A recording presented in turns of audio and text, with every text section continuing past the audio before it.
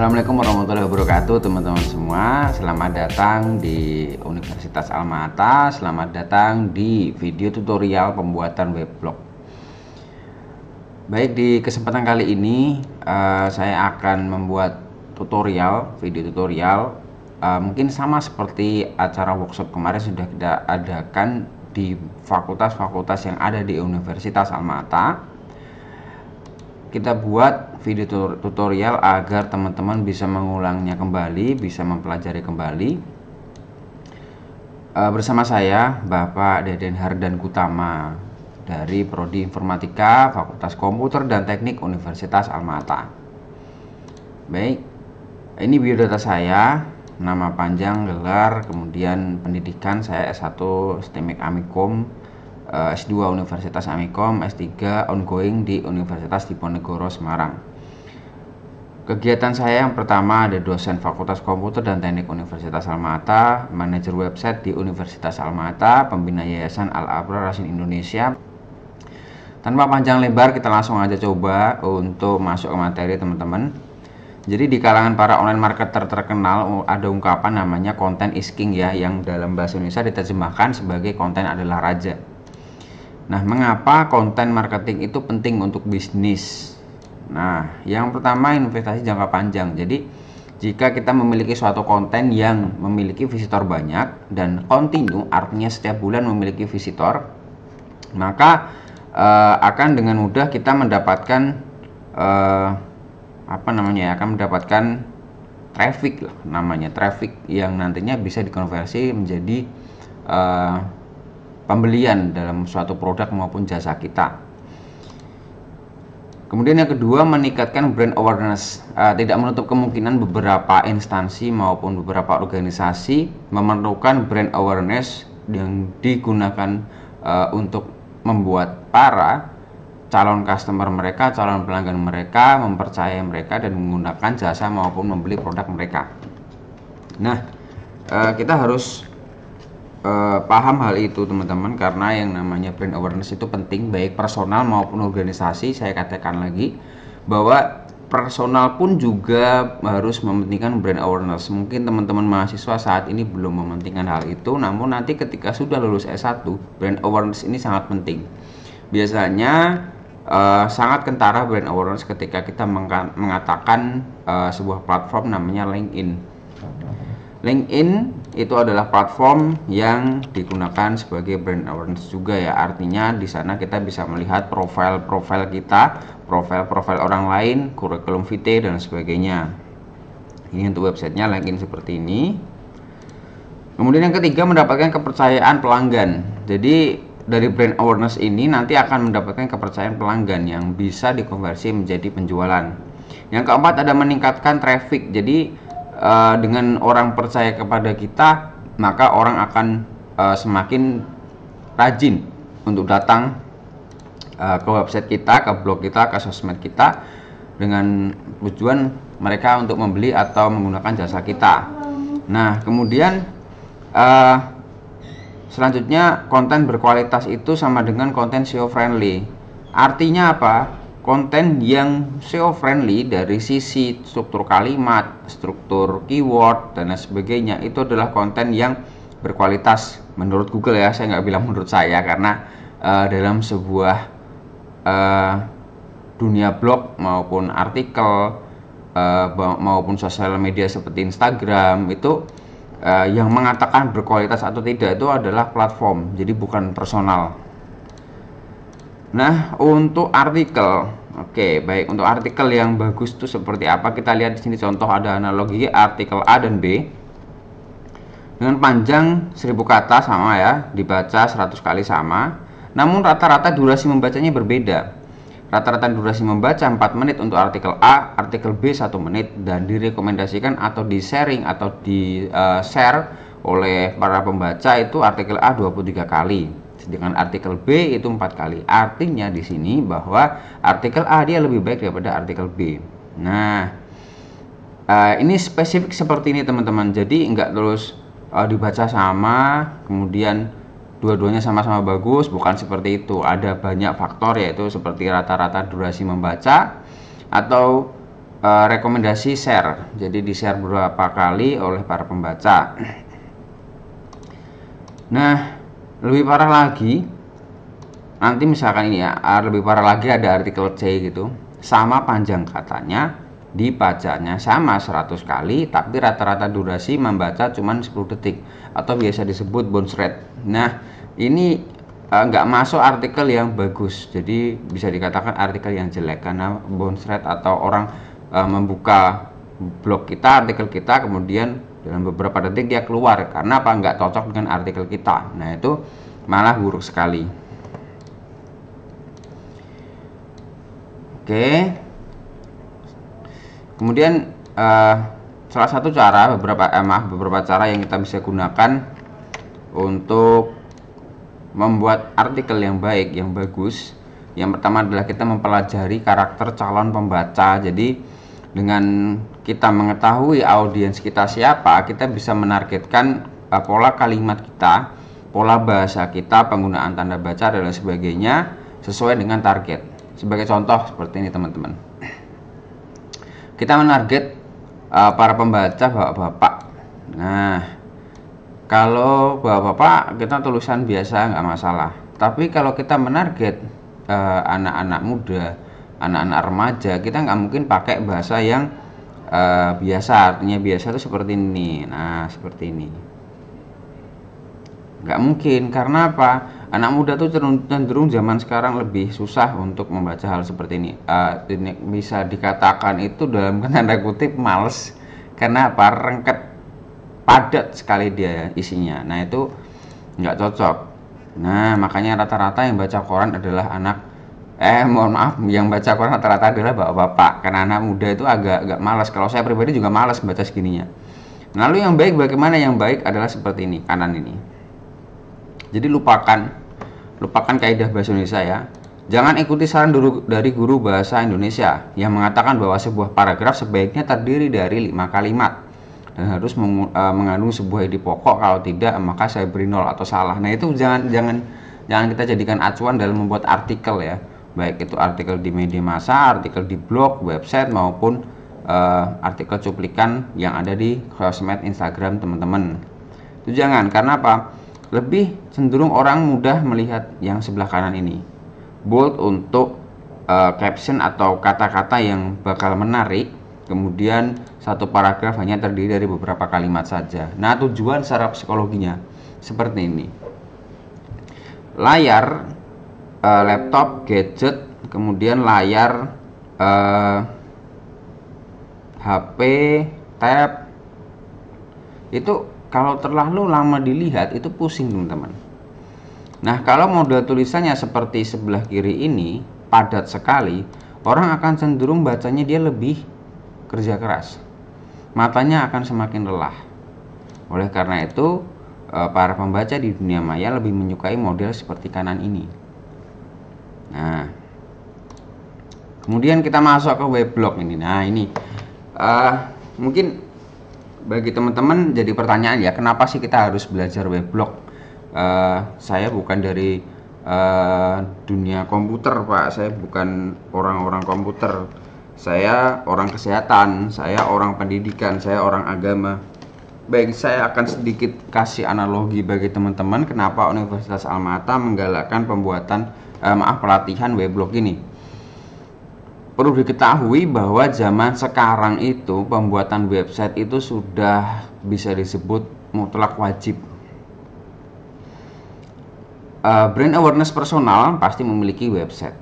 Instansi apapun, organisasi apapun pasti memiliki website. Karena disitulah website kita bisa mendeskripsikan atau sebagai biasanya company profile dari sebuah organisasi.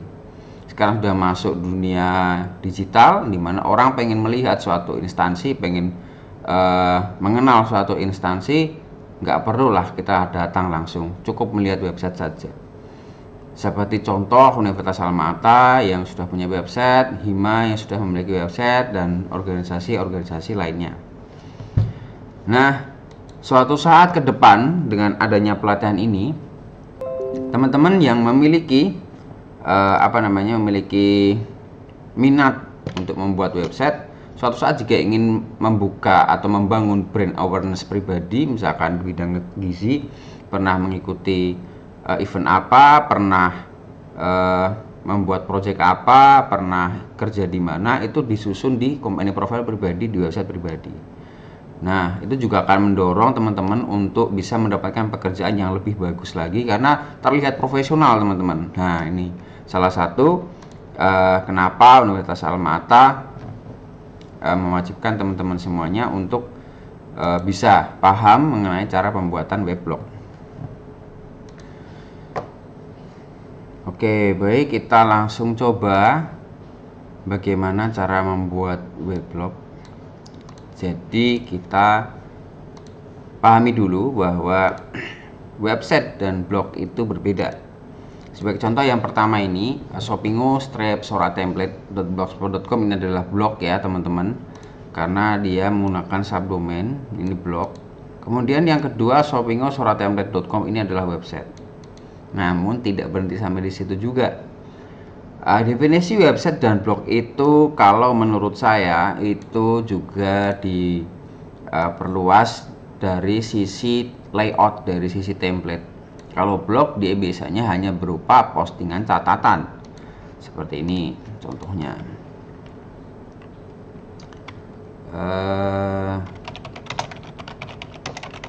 Sini aja deh dulu, tutorial mancing, kita lihat. Nah, ini blog. Kenapa saya bisa bilang seperti itu? Modelnya cuma postingan aja nih kayak gini.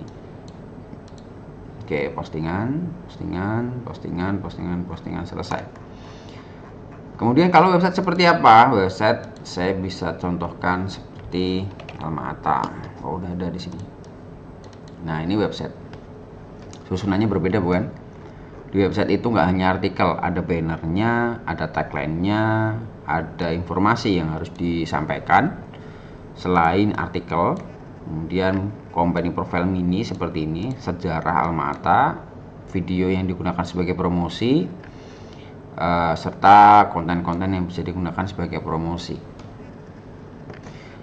Oke, nah kemudian kenapa saya sharing cara pembuatan blog? Jadi blog itu teman-teman bisa dirubah menjadi sebuah website dengan susunan template yang menyerupai website, dengan penambahan penambahan domain di website, maka website blog tersebut akan menjadi sebuah website. Oke, nah ngapain bikin weblog sudah saya jelaskan tadi ya, sebagai company profile. Bahkan kita juga bisa mencari cuan di dalamnya, kita bisa mencari duit di dalamnya. Ada banyak sekali, ini ada 3 ya, sebenarnya ada lagi. Saya jelaskan dulu yang pertama, AdSense. Jadi AdSense nggak hanya ada di Facebook maupun di YouTube ya teman-teman, tapi di blog juga ada ya, AdSense. Teman-teman bisa mencari duit dari sini, cari cuan dari sini. Kemudian affiliate marketing juga bisa, membangun toko online juga bisa, dan menjual blog tersebut juga bisa. Jadi teman-teman punya blog nih, visitornya sudah banyak, kemudian mau dijual, itu bisa teman-teman, nggak masalah. Dan cuannya juga menurut saya lumayan. Untuk visitor 1000 sampai 2000 itu beberapa waktu yang lalu saya jual itu 300 sampai 500 ribu tergantung dari jenis artikelnya. Nah, ini contoh weblog ya. Ini web yang dikustomisasi dari blog. Nah, saya biar mudah teman-teman memahaminya antara website dan blog. Jika blog dikustomisasi dengan layout template seperti website dan ditambahkan domain, maka disebut website. Atau website dengan basis blogger. Nah, contoh seperti ini.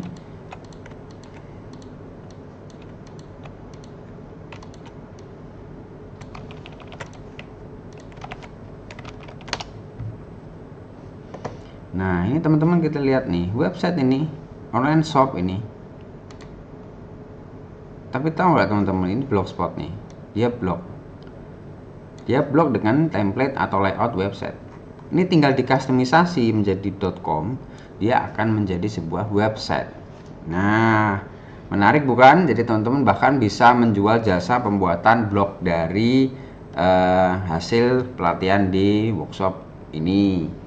Jadi nggak hanya teman-teman belajar terus lupakan, nggak, teman-teman bisa eksplorasi juga, teman-teman bisa mengembangkan untuk nanti bisa menjadi sebuah website dan bisa dijual juga. Nah, kita masuk cara pembuatan blog ya teman-teman ya. Saya minta tolong benar-benar diperhatikan.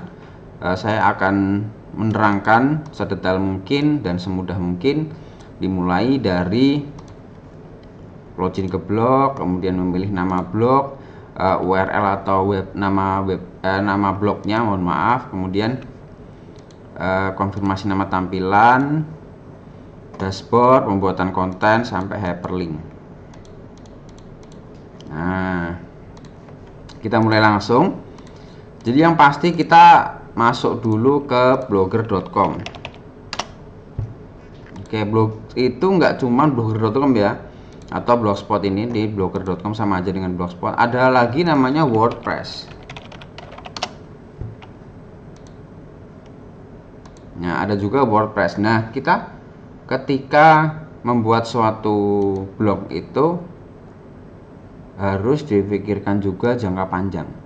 Jadi begini teman-teman, kedua platform ini memiliki kelebihan dan kekurangan masing-masing. Blogger.com memiliki kelebihan simple, mudah digunakan. Untuk WordPress simple, mudah digunakan. Namun nggak enaknya WordPress itu dia template premiumnya banyak yang berbayar. Kalau blogger.com masih banyak yang free. Nah, sekarang minusnya di blogger.com atau blogspot ini apa? Minusnya adalah ketika kita ingin membuat suatu website profesional dengan blogger.com ini, itu susah. Karena dia hanya berbasis XML atau HTML untuk editornya. Template-nya pun jika ingin dikustomisasi harus menggunakan bahasa pemrograman. Kalau WordPress bisa menggunakan plug-in play. Cuman minusnya dia berbayar. Rata-rata kita harus menghostingkan, kemudian kita juga harus membeli domain, paling tidak keluar budget 600.000 untuk 1 tahun. Nah, karena kita sedang latihan aja untuk dasar, kita pakai blogspot.com atau blogger.com aja. Oke. Setelah teman-teman login ke email, buka blogger.com, teman-teman akan disuguhi seperti ini ya. Atau biasanya kalau masih fresh, belum pernah masuk blogger.com, nanti tampilannya langsung seperti ini. Pilih nama blog gitu. Nah, kita langsung buat judul blognya apa. Misalkan saya ingin membuat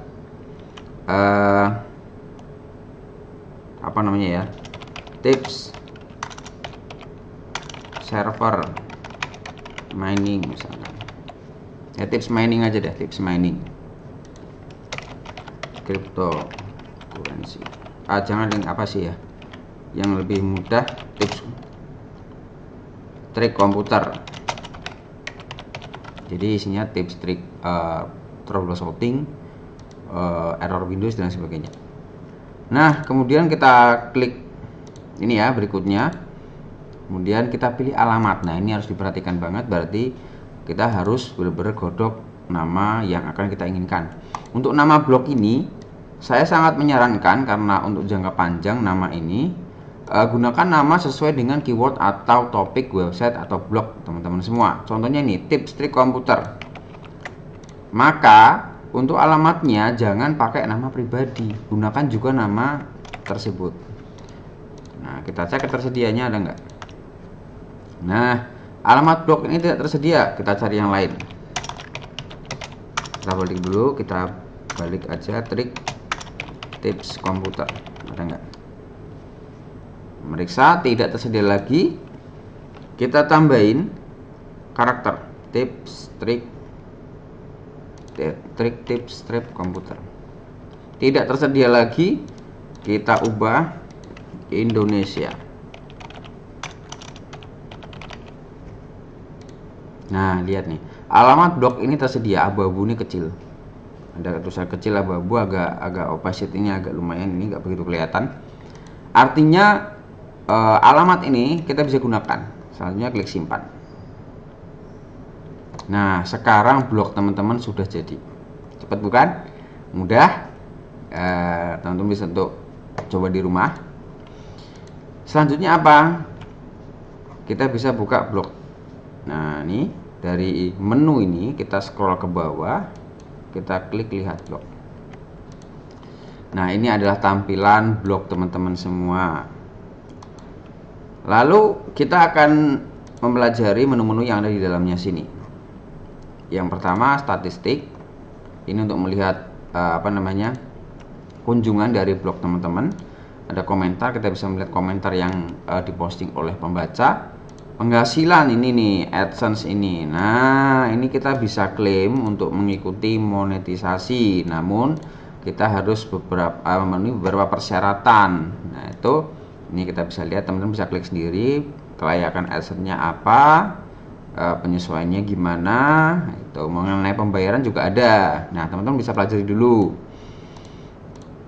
Kemudian halaman ini juga bisa dikelola. Halaman itu bukan postingan ya, halaman itu semacam halaman website yang tidak berupa postingan, artinya seperti ini. Nah, kita buka Almata dulu. Ini website ya. Kemudian ini konten. Ini halaman konten. Laman konten namanya. Kalau laman website itu yang ini, misalkan ini ya, kemahasiswaan, kalender akademik, jangan ini aja, aturan akademik.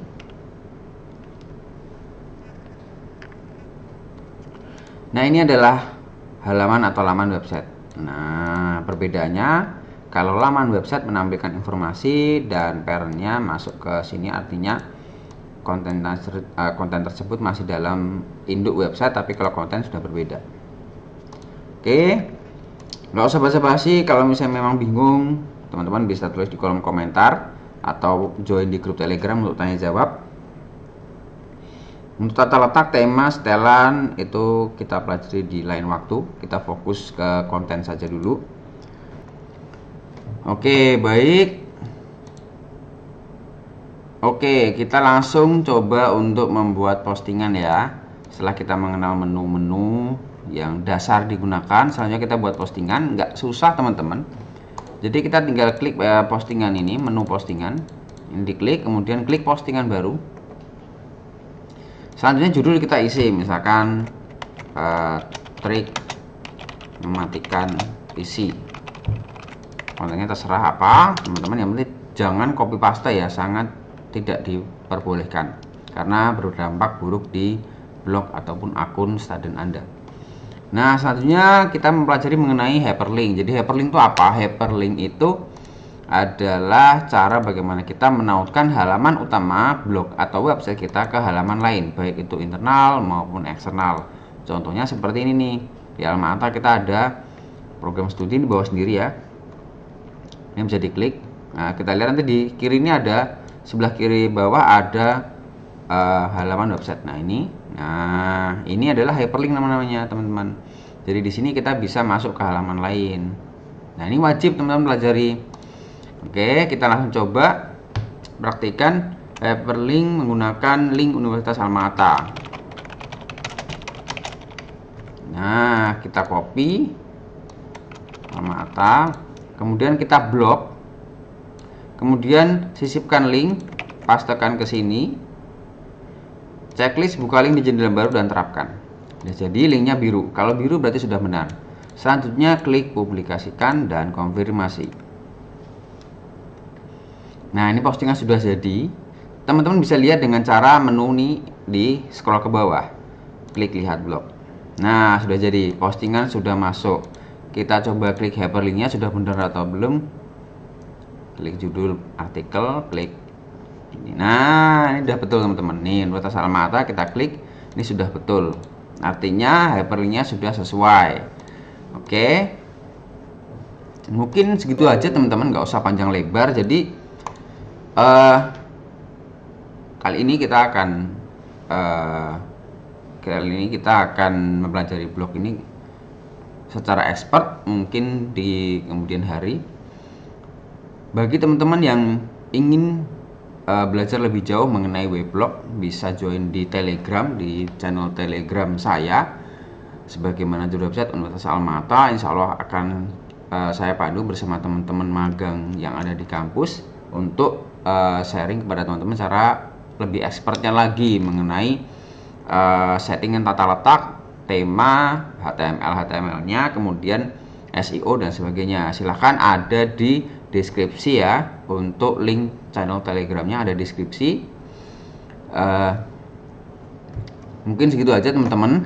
Terima kasih karena sudah sekarang ketika saya merekam sudah menunjukkan hampir pukul 12.